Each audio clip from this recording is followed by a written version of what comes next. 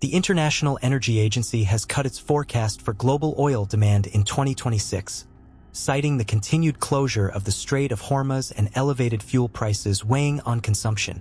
In its August oil market report, the IEA forecast global oil demand to decline by 1.6 million barrels per day in 2026, which is 510,000 barrels per day more than its July estimate.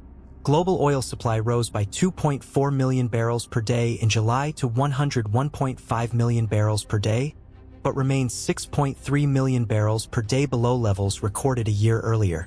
Renewed hostilities and maritime disruptions in July and early August also affected efforts to restore supply, prompting the IEA to cut its forecast for third-quarter oil supply by 1.7 million barrels per day from its previous report. Gulf oil production increased by 2.5 million barrels per day in July to 23.9 million barrels per day, following a 3.7 million barrel per day increase in June. However, production remained 8.3 million barrels per day below pre-war levels. With an agreement allowing the reopening of the Strait of Hormuz and unhindered transit through the Bab el-Mandeb Strait still not reached, the IEA lowered its supply forecasts for the rest of the year. Global oil supply is now expected to fall by 4.3 million barrels per day in 2026 to 102 million barrels per day.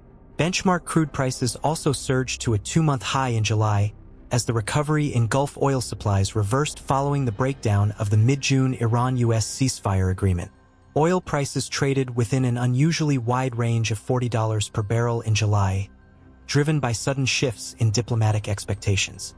The IEA said elevated fuel prices were putting further downward pressure on oil consumption. Global oil demand is projected to expand by 2.4 million barrels per day in 2027.